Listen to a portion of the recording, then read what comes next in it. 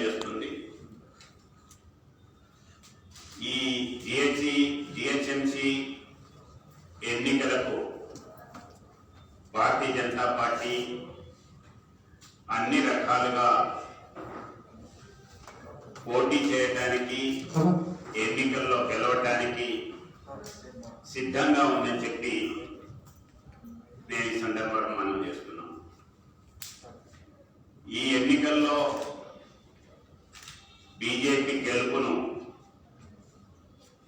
ఎవరు ఆపలేరు. ఈ బీజేపీ గెలుపును అడ్డుకోవడానికి టిఆర్ఎస్ ప్రభుత్వం అనేక రకాలుగా ఎంఐఎం పార్టీతో కలిసి ప్రయత్నం చేస్తుంది. అందులో భాగంగా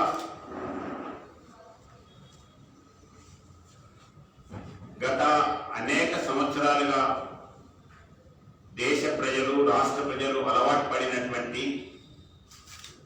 ఈవీఎంలను కాదని భారతీయ జనతా పార్టీ అపోజ్ చేసిన తర్వాత కూడా డెమోక్రటిక్ సంస్థలన్నీ అపోజ్ చేసిన తర్వాత కూడా ఈవీఎం కాదు, బ్యాలెట్ పేపర్ ద్వారానే పోతామని చెప్పి రాష్ట్ర ఎన్నికల కమిషన్ నిర్ణయం చేయటం రాష్ట్ర ప్రభుత్వానికి, టిఆర్ఎస్ ప్రభుత్వానికి అనుకూలంగా తీసుకున్నటువంటి నిర్ణయం తప్ప ఇంకోటి కాదు. కోవిడ్ ఉన్నటువంటి సందర్భంలో బ్యాలెట్ పేపర్ సరి అయినటువంటిది కాదు, ఈవీఎం ద్వారానే కండక్ట్ చేయాలి. బ్యాలెట్ పేపర్ ద్వారా కండక్ట్ చేయటం అని అంటే ఎంఐఎం, టిఆర్ఎస్ ఇద్దరు కలిసి బూతుల్ని రిగ్గింగ్ చేయటం, బూత్ క్యాప్చర్ చేయటం, దానికి పండినటువంటి ఒక ప్రణాళిక తప్ప ఇంకోటి కాదు. డైరెక్ట్ గా ఈరోజు బీజేపీని ఫేస్ చేయడానికి సిద్ధంగా లేకుండా ఇండైరెక్ట్ గా ఓటర్లను కొనుగోలు చేయాలి, బూతులు క్యాప్చర్ చేయాలి, ప్రభుత్వం వాళ్ళది కాబట్టి, పోలీసులు అధికారులు వాళ్ళ కాబట్టి మేనేజ్ చేయాలనేటువంటి ఆలోచనతోటి ఈరోజు ఒక కుయుక్తితో, కుట్రతో ఈవీఎంలను కాదని చెప్పి ఈరోజు ఎలక్షన్ కమిషన్ బ్యాలెట్ పేపర్ కి పోవటం, ఇది అభివృద్ధి చెందుతున్నటువంటి దిశలో కాకుండా వెనకబాటికి చేస్తున్నటువంటి ప్రయత్నం తప్ప ఇంకోటి కాదు. ఏది ఏమైనా ఈరోజు రాష్ట్ర ప్రజలు ఈ ప్రభుత్వం మీద ఉన్నటువంటి వ్యతిరేకతని, ఈ ప్రభుత్వం, ఈ పార్టీ ఇచ్చినటువంటి అనేక వాగ్దానాల్ని భంగపరిచి ప్రజల్ని మోసం చేసినటువంటి విషయాన్ని రాష్ట్ర ప్రజలు అన్ని రంగాల్లో గుర్తుపెట్టుకున్నారు. ఆర్టీసీ ఎంప్లాయీస్ కావచ్చు, ప్రభుత్వ ఉద్యోగులు కావచ్చు, లేదా గత ఎన్నికల కంటే ముందు ఇచ్చినటువంటి వాగ్దానాలు, ప్రత్యేకంగా జిహెచ్ఎంసీకి సంబంధించినటువంటి వాగ్దానాలలో ఈ నగరాన్ని విశ్వనగరం చేస్తాం, నందన వనం చేస్తాం, ప్యారిస్ చేస్తాం, ఈ రకంగా మాట్లాడి 100 రోజులలో ఒక ప్రణాళికను తయారు చేస్తాం, ఏ రకమైనటువంటి వరదలు లేకుండా కబ్జాలు ఉన్నటువంటి తీసేస్తాం, చెరువుల్ని పునరుద్ధరిస్తాం,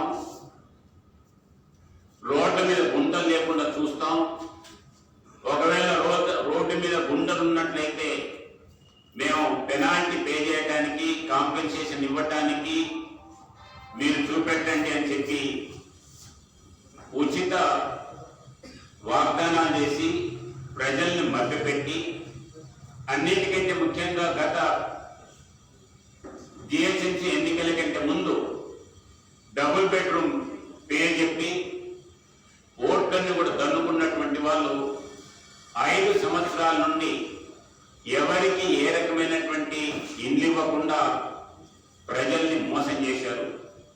చివరిగా మొన్న వచ్చినటువంటి వరదల సమయంలో ముఖ్యమంత్రిగా ఉన్నటువంటి వ్యక్తి హైదరాబాద్ సిటీ క్యాపిటల్ సిటీలో జరిగినటువంటి ఈ రకమైనటువంటి ప్రమాదకరమైనటువంటి పరిస్థితుల్లో కూడా గడప దాటకుండా ప్రజల యొక్క పరిస్థితుల్ని తెలుసుకోకుండా వారికి మనోధైర్యాన్ని కల్పించకుండా మోసం చేసినటువంటిది ఈరోజు ప్రజలు ఇంకా మర్చిపోలేదు.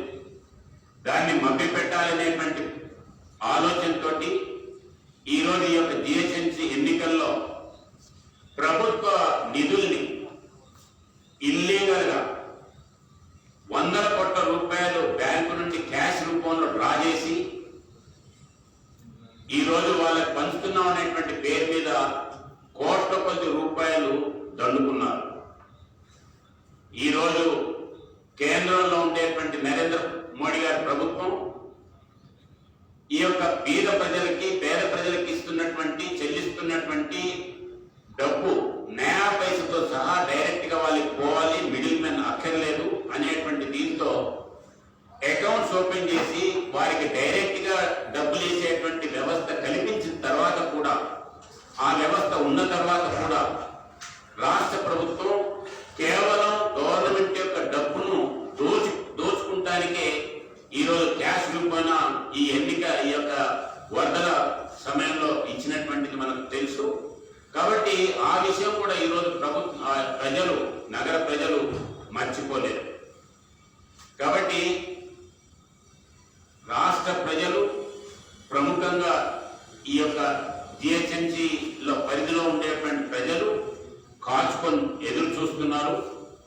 మొన్న దుబ్బాకలో కొట్టినటువంటి దెబ్బ కంటే బలంగా కొట్టాలని చెప్పి నిర్ణయం చేసుకొని ఉన్నారు.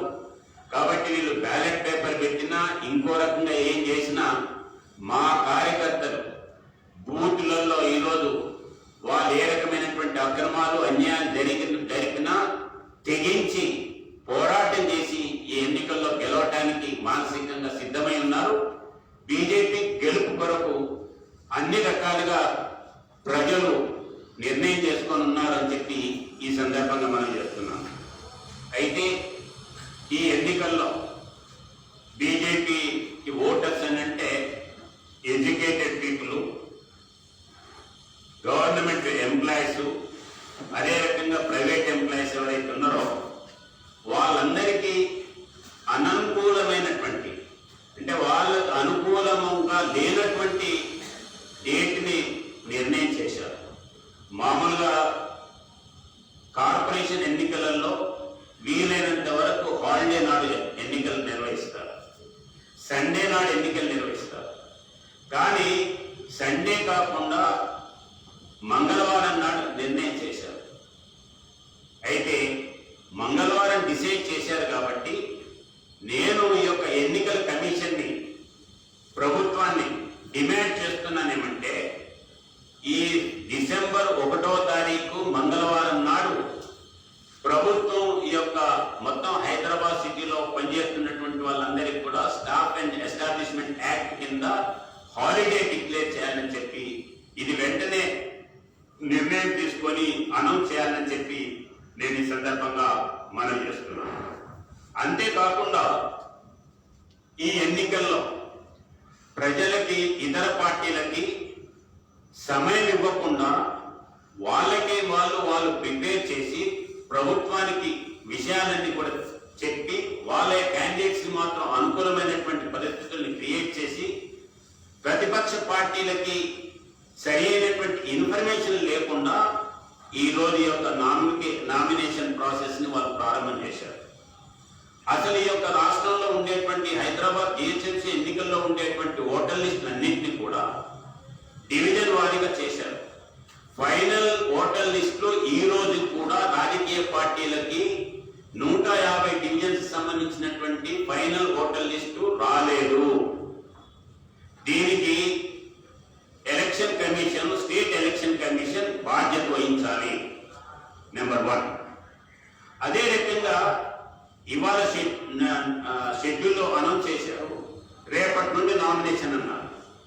రేపటి నుండి నామినేషన్ అంటే నామినేషన్ పేపర్స్ ఏవైతే ఉన్నాయో ఈ యొక్క నామినేషన్ పేపర్లో చాలా స్పష్టంగా 7వ కాలంలో 8వ కాలంలో ఎవరైతే నామినేషన్ చేస్తున్నారో ఆ నామినేషన్ చేస్తున్నటువంటి వ్యక్తి, అదే రకంగా నామినేషన్ బలపరుస్తున్నటువంటి వ్యక్తి తమ యొక్క part number and serial number of the candidate in the ward electoral roll. అంటే పార్ట్ నెంబర్ అంటే polling booth number, polling station number.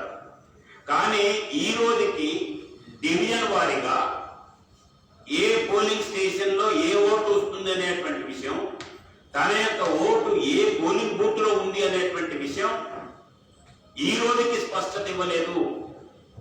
ఈ యొక్క జిహెచ్ఎంసీ ఎన్నికలకు సంబంధించినటువంటి పోలింగ్ బూత్ల యొక్క లిస్టు ఈ రోజుకి ప్రకటించలేదు. కానీ ఎలక్షన్ కమిషన్ మేము చాలా అడ్వాన్స్ గా ఉన్నాం, ఆన్లైన్ లో మేము సబ్మిట్ చేస్తున్నాం, ఆన్లైన్ లో మీరు డౌన్లోడ్ చేసుకొని నింపి మీరు సబ్మిట్ చేయొచ్చు, రాబోయే రోజుల్లో ఆన్లైన్ లో సబ్మిట్ చేసేటువంటి అవకాశం రావచ్చు అని చెప్పారు. నేనంటున్నాను, ముందు అసలు ఆన్లైన్ లో కానీ ఆఫ్లైన్ లో కానీ ఎవరైనా క్యాండిడేట్ నామినేషన్ నింపాలి అంటే నీవు ఇచ్చినటువంటి ఈ యొక్క నామినేషన్ పేపర్ ప్రకారం part number and serial number అని అంటే అసలు నువ్వు పోలింగ్ బూత్ వారిగా లిస్టే నువ్వు అనౌన్స్ చేయకపోతే, పబ్లిక్ చేయకపోతే, పొలిటికల్ రాజకీయ పార్టీలకు ఇవ్వకపోతే నువ్వెవరిని మోసం చేస్తున్నావు అని నేను అడుగుతున్నాను. అధికారంలో ఉన్నటువంటి పార్టీకి నువ్వు లొంగిపోయి లాలుచిపడి నీవు ఈరోజు ఈ రకమైనటువంటి ఇతరులకు అన్యాయం చేసేటువంటి పద్ధతిలో బిహేవ్ చేస్తున్నావు. అధికారంలో ఉన్నటువంటి రాజకీయ పార్టీకి నువ్వు లబ్ధి చేకూరేటువంటి పద్ధతిలో పనిచేస్తున్నావు. కాబట్టి ఈ యొక్క విషయం వివరాలు తెలవకుండా నువ్వు ఏ రకంగా నిర్ణయం తీసుకుంటావో నేను అడుగుతున్నాను. కాబట్టి దీనికి ఈ యొక్క ఎలక్షన్ రాష్ట్ర ఎన్నికల కమిషన్ ఏదైతే ఉందో ఇది జవాబు చెప్పాలి.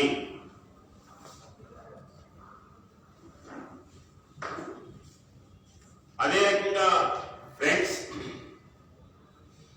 ఎన్నికల కమిషన్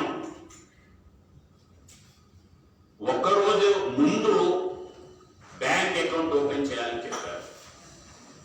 ఇవాళ చెప్పారు, 3 రోజులు టైం ఇచ్చారు. నేనేమంటున్నానంటే నామినేషన్ వేసే రోజు కూడా బ్యాంక్ అకౌంట్ ఓపెన్ చేయాలి అనేటువంటిది, నామినేషన్ వేసే వరకు తాను అకౌంట్ ఓపెన్ చేసి ఉంటే చాలు, అంతేగాని ముందు రోజే అకౌంట్ ఓపెన్ చేయాలనేటువంటి విషయం ఏదైతుందో ఇది సరైనటువంటిది కాదు అని చెప్పి దీన్ని అమెండ్ చేసి వెంటనే రాష్ట్ర ఎన్నికల కమిషను ప్రజలకి, అది ఎవరైతే పోటీ చేయదలుచుకున్నటువంటి అభ్యర్థులు ఉన్నారో, రాజకీయ పార్టీలు ఉన్నారో వాళ్ళకి వెంటనే కన్వే చేయాలని చెప్పి నేను ఈ సందర్భంగా డిమాండ్ చేస్తున్నాను. ఫ్రెండ్స్, ఏది ఏమైనా చివరిగా మరొకసారి చెప్పదలుచుకుని ఏంటంటే జిహెచ్ఎంసీ ఎన్నికల యొక్క నగర మోగింది. దీంట్లో భారతీయ జనతా పార్టీ అత్యధిక స్థానాలను గెలిచి నగర మేయర్, బీజేపీ మేయర్ మొట్టమొదటిసారి కాబోతున్నారని చెప్పి నేను విశ్వాసంగా ప్రకటిస్తున్నాను. రాష్ట్ర ఎన్నికల కమిషన్ ఫిర్యాదు చేస్తారా? ఏమన్నా రాష్ట్ర ఎన్నికల కమిషన్ ఫిర్యాదు చేస్తారా? నేనే రాష్ట్ర ఎన్నికల కమిషన్ మీరు అడిగి మళ్ళీ చెప్పండి. రాష్ట్ర ఎన్నికల కమిషన్ అధికార పార్టీకి అనుకూలంగా వ్యవహరిస్తున్నారు, మీరు ఏమైనా ఫిర్యాదు చేస్తారా? నేనే కేంద్ర ఎన్నికలకు దీనికి సంబంధం లేదు. దీన్ని డైరెక్ట్ గా ఎవరైతే రాష్ట్ర ఎన్నికల కమిషనర్ వాళ్ళని మేము అంటున్నాం, వాళ్ళకి రిటర్న్ లో మేము కంప్లైంట్ చేస్తాం. నీవు ఈ రోజుకి పోలింగ్ స్టేషన్ లిస్ట్ ఇవ్వలేదు, ఈ రోజుకి అనేక డివిజన్స్ కి సంబంధించినటువంటి లిస్టులు ఇవ్వలేదు. కాబట్టి దీనికి సంబంధించినటువంటి వివరాలు ముందు చెప్పండి. ప్రజలకు మీరు ఈ ఎన్నికలు సజావుగా, సక్రమంగా, ఏ రకమైనటువంటి లోటుపాటు లేకుండా కండక్ట్ చేస్తున్నాననేటువంటి విశ్వాసాన్ని ప్రజలకు కల్పించాలి. ఆ రకంగా మీ యొక్క బిహేవియర్ ఉండాలి అని చెప్పి నేను చెప్పదలుచుకున్నాను.